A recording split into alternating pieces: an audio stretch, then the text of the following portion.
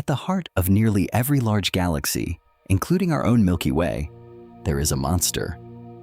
A supermassive black hole. Not the kind formed from a single star's collapse. Those are just a few times the sun's mass. No, these are millions or even billions of times more massive than the sun. The one at the center of our galaxy, Sagittarius A star, is about 4 million solar masses. Some are as heavy as 40 billion suns. But here's the puzzle. How did they get so big?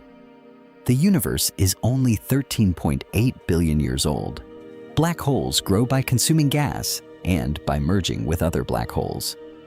But even with those processes, it's hard to explain how some reached billions of solar masses less than a billion years after the Big Bang. Today, we're going to explore the mystery of supermassive black hole formation, the theories, the evidence, and what the James Webb Space Telescope is revealing. Stellar mass versus supermassive. First, let's distinguish between types of black holes. Stellar mass black holes form when a massive star, about 8 to 20 times the sun's mass, goes supernova and collapses. These black holes are typically 5 to 50 solar masses. They are common. There may be 100 million of them in the Milky Way alone. Supermassive black holes are a different class entirely. They are millions to billions of solar masses. They reside at galaxy centers. The Milky Way's Sagittarius. A star is relatively small for a supermassive black hole. The one in the galaxy M87, famously imaged by the Event Horizon Telescope, is about 6.5 billion solar masses. These objects are not just scaled-up versions of stellar mass black holes. Their formation and growth are poorly understood, and that's the mystery. The growth problem. Black holes grow by accreting matter, pulling in gas, dust, and even stars. But there's a limit to how fast they can eat.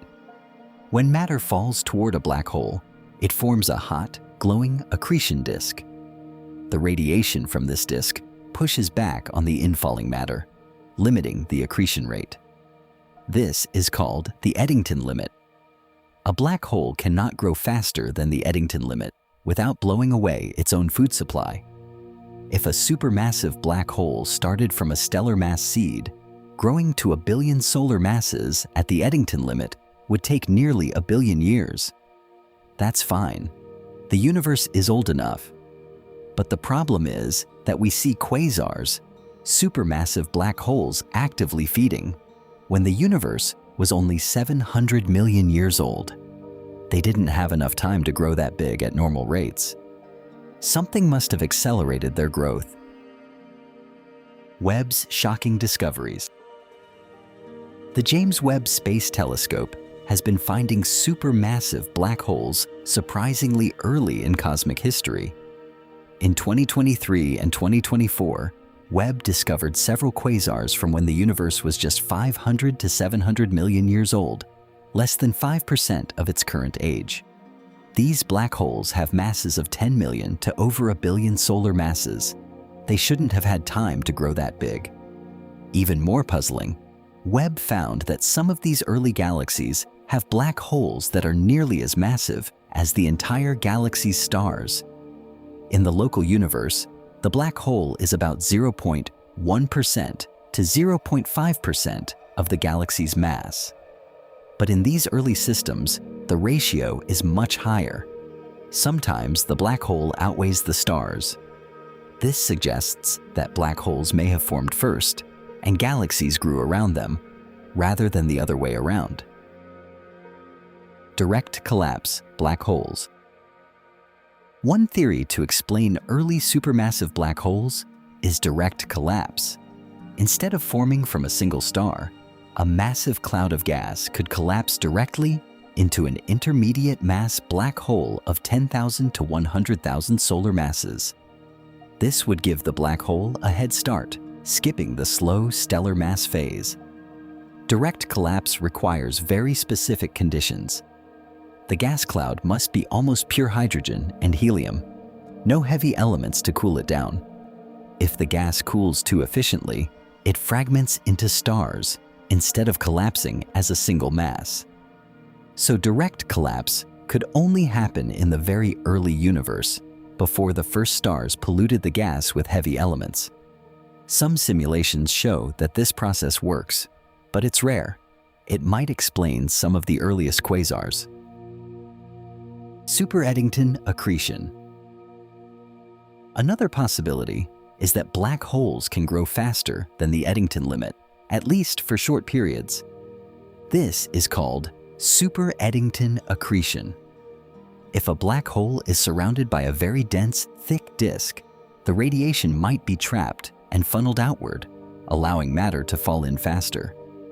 Some models suggest that black holes could grow 10 to 100 times faster than the Eddington limit during these episodes. Super-Eddington accretion has been observed in some objects, including a few ultra-luminous X-ray sources, but it's not clear if it can be sustained for long periods. If it can, a stellar mass black hole could grow to 1 billion solar masses in just a few 100 million years.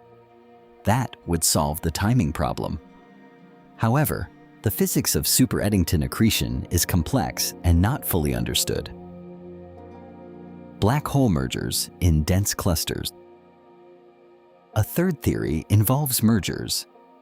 If many stellar mass black holes form in a dense star cluster, they can sink to the center through dynamical friction and merge with each other. Repeated mergers could build up a black hole of thousands or even millions of solar masses relatively quickly. This seed black hole could then continue growing by accreting gas.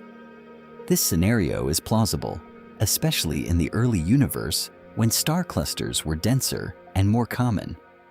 However, gravitational wave recoil is a problem. When two black holes merge, the resulting black hole can be kicked out of the cluster by the asymmetric emission of gravitational waves. If the kick velocity is high enough, the black hole escapes and the growth stops.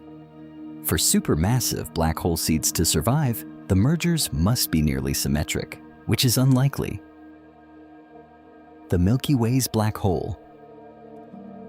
Our own supermassive black hole, Sagittarius A star, is about 4 million solar masses. It's relatively small compared to the billion solar mass monsters in other galaxies. It's also very quiet. It's not actively feeding right now. It occasionally flares up when it swallows a small cloud of gas, but most of the time, it's dormant. This quietness is actually useful. It means we can study its effects on nearby stars. For decades, astronomers have tracked stars orbiting Sagittarius A star, mapping its gravity and confirming Einstein's theory of general relativity.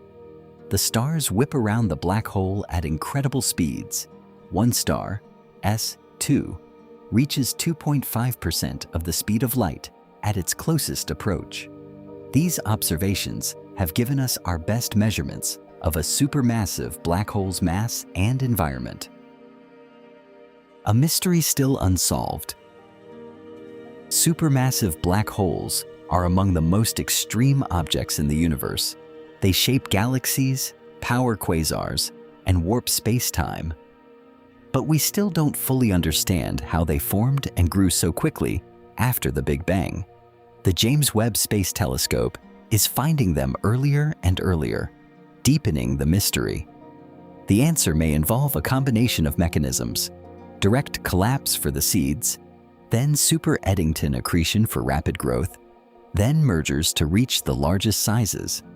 Or there may be something entirely new, physics we haven't discovered yet.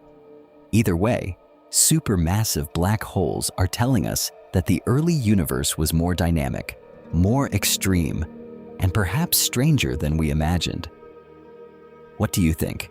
How did the first supermassive black holes get so big so fast? Let me know in the comments. Thanks for watching Daily Dose of Space. Stay curious, and I'll see you tomorrow.